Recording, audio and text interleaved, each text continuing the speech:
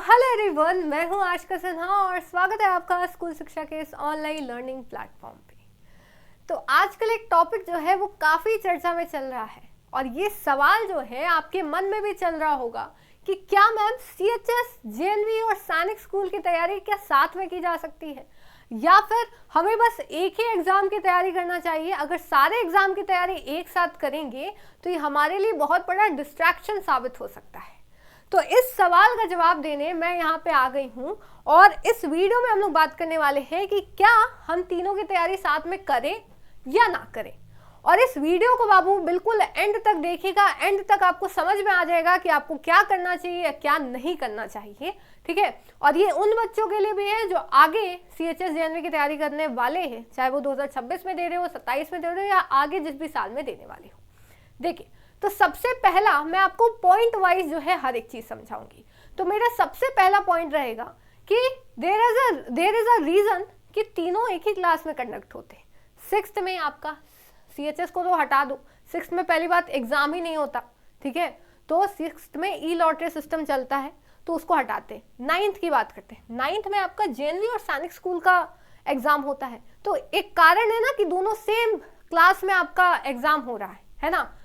साथ साथ आप देखते हो 11th की बात करो तो 11th में आपका CHS और JNV का एग्जाम होता है और 6th में आपका सिर्फ सैनिक स्कूल का जो है वो पेपर होता है और JNV का पेपर होता है, CHS में नहीं होता।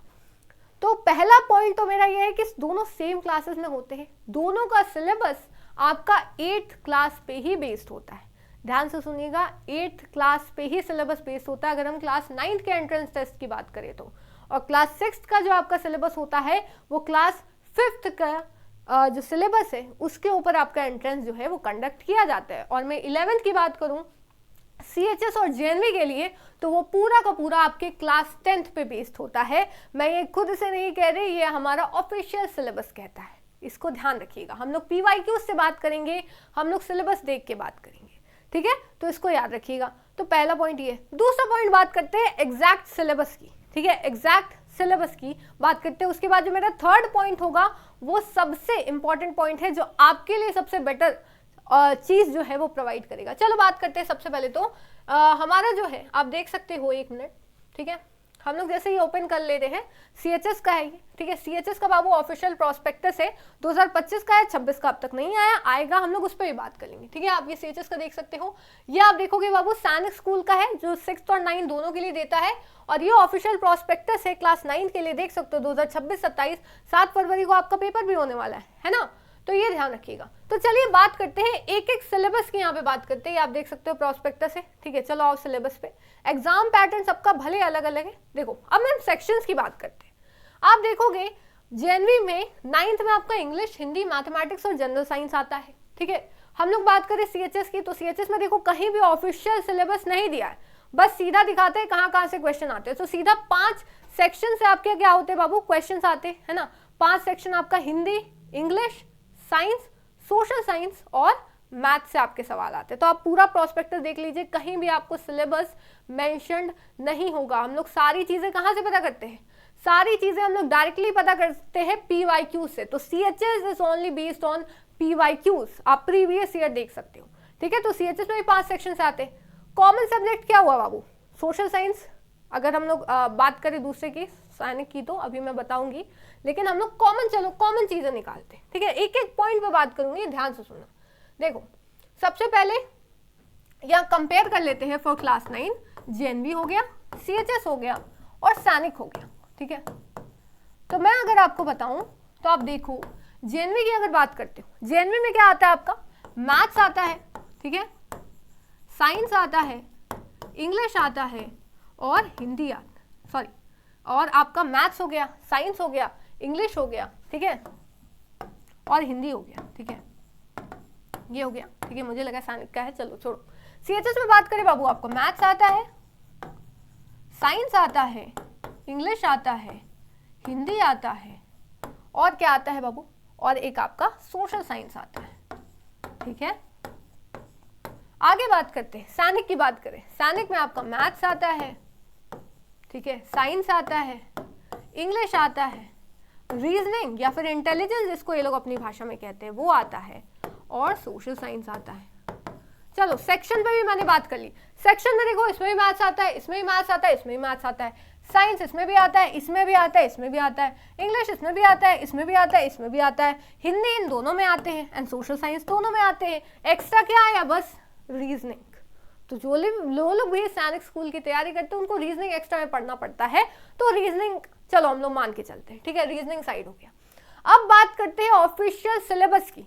सेक्शंस आपने देख लिए, चलो बाबू अब बात करते हैं सिलेबस के बारे में। सिलेबस देखो, ठीक है, सीएचएस पे सिलेबस नहीं है, मैं पीवाईक्यू पे बात करूंगी, सीधा सीधा बता रही हूँ। तो ये हो गया हमारा 9th का सिलेबस। चलो 9th का सिलेबस ओपन करते हैं। देखो 9th का आप सिलेबस देखोगे तो आप देख सकते हो, ठीक है, ये आपका इंग्लिश का सिलेबस है, ठीक है। इंग्लिश में आप देखोगे टेंस पूछता है, मोडाल्स पूछता है, passivation, structure, word and sentence, ये आता है। ध्यान से देखिएगा, मैं आपको एक एक सिलेबस दिखाऊंगी। हिंदी का थोड़ा यहाँ प्रोस्पेक्टस में दिक्कत है, लेकिन वही सारी चीज़ें आती है, पर्यायवाची शब्द और जो आपका व्याकरण के जो भी ग्रामर की चीज़ें होती है, जैसे इंग्लिश में पूछता है वैसे हिंदी में पूछता है। साइंस की बात करूँ, ध्यान से देखो, सीधा सीधा एनसीईआरटी के चैप्टर से, ये बाबू ओल्ड एनसीईआरटी के चैप्टर्स आप देख सकते हो, लेकिन हाँ एनसीईआरटी से ही सवाल आता है। अब न्यू एनसीईआरटी आई है तो न्यू एनसीईआरटी से सवाल पूछेगा, एज सिंपल एज दैट। जिसके पास भी दिमाग होगा उसको ये देख के समझ में आ जाएगा, कॉमन सेंस नाम की चीज होती है, देखने पे समझ में आ जाएगा। सीधा सीधा एनसीईआरटी से सवाल है क्या? आप एनसीईआरटी बुक खोलो, नेक्स्ट वीडियो में एनसीईआरटी से भी मैच कर लेंगे, सिर्फ साइंस और सोशल साइंस पे, ठीक है। ये आपका फोर्स एंड प्रेशर, ये आपका फ्रिक्शन, ये साउंड, केमिकल इफेक्ट्स, लाइट, क्या ये सिर्फ एनसीईआरटी के चैप्टर से क्या? चलो ये छोड़ो, अब हम लोग सैनिक पे आते हैं, ठीक है। सीएचएस की बात करेंगे, चिंता मत करो। सीएचएस तो आपका ज़्यादातर बच्चे सीएचएस की तैयारी करते हैं, कोई बात नहीं। चलो यहाँ देखते हैं, ये है आपका, ये बाबू क्लास 9th मैथ्स का, ठीक है, इंटेलिजेंस का। ये है आपका साइंस का। साइंस में आप देखोगे सेम टू सेम वही चैप्टर से, बस उस चैप्टर का कुछ सब टॉपिक्स आपके सैनिक के सिलेबस में होता है। जैसे क्रॉपिंग सीजन्स, ये आपका, ठीक है, ये आपका बाबू इस वाले में आ जाता है क्या? क्रॉप प्रोडक्शन में क्रॉपिंग सीजन, खरीफ, ज़ैद और ये क्या कहते हैं, रबी क्रॉप आता है क्या? आता है क्या? अब देख सकते हो यहाँ पे, ठीक है, यहाँ आएगा। फिर आते हैं, जिसको साइंस की नॉलेज होगी उसको पता होगा, ठीक है।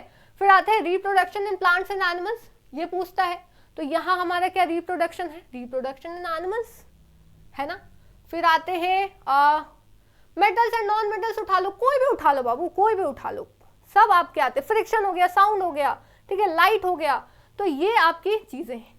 अब मैम सीएचएस का तो आपने बताया ही नहीं, सीएचएस के भी यहीं से सवाल आते हैं। चलो सीएचएस का जो है वो पेपर ही ओपन कर लेते हैं, ठीक है। ये आपका 11th का हर एक पेपर मैंने यहाँ ओपन रखा है, आपको चिंता करने की जरूरत नहीं। ये है आपका सीएचएस का पिछले साल का पेपर, नहीं विश्वास है यहाँ से देख लो। स्कूल एंट्रेंस टेस्ट एससीटी सीएचएस के एग्जाम को कहते हैं, 2025 में जो है ये आया है, ठीक है। चलो अब इसकी बात करते हैं।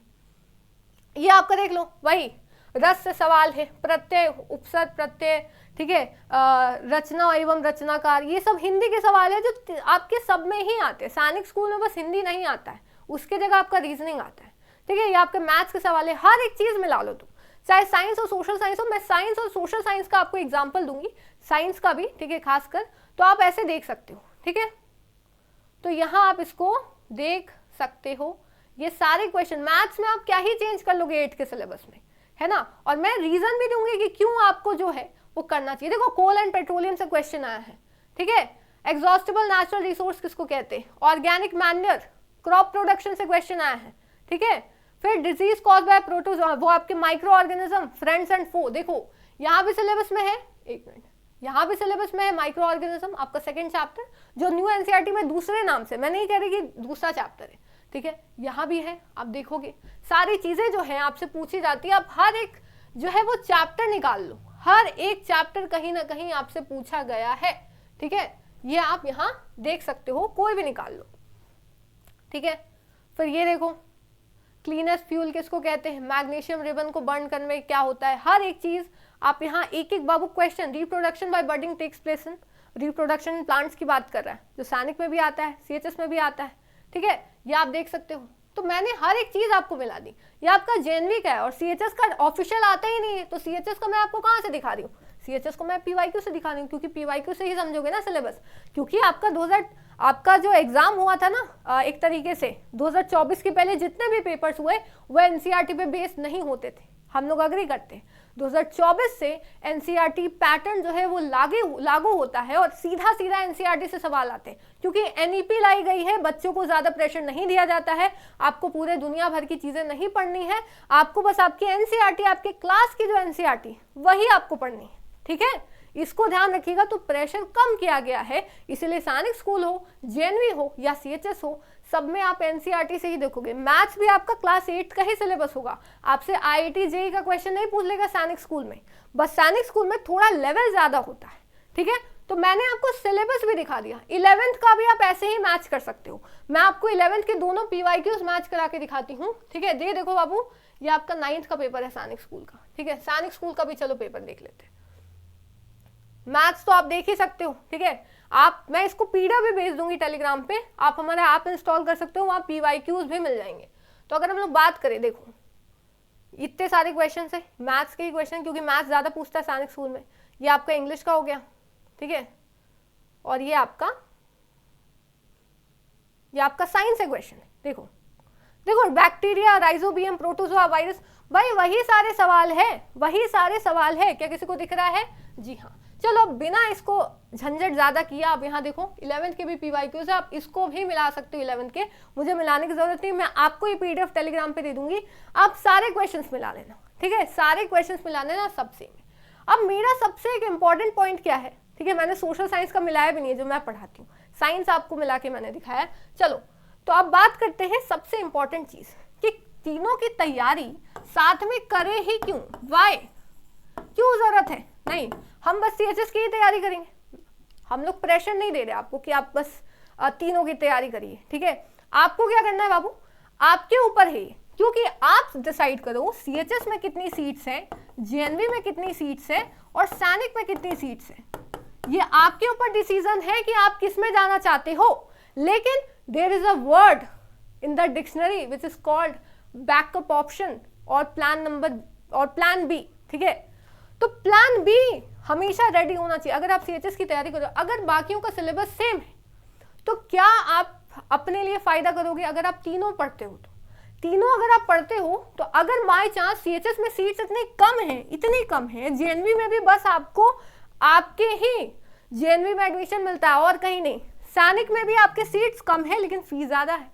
तो जो भी किसी को भी इन तीनों में से किसी एक में दिक्कत है तो वो दूसरे में शिफ्ट कर सकता है। मान लो CHS में इतनी कम सीट से आपका एग्जाम नहीं निकल पाया लेकिन आपका सैनिक में हो गया, ठीक है। CHS में मान लो नहीं निकल पाया, सैनिक में हो गया। मान लो सैनिक में किसी का नहीं हुआ, हार्ड क्वेश्चन आते थोड़े, तो उसका JNV में हो गया या CHS में हो गया।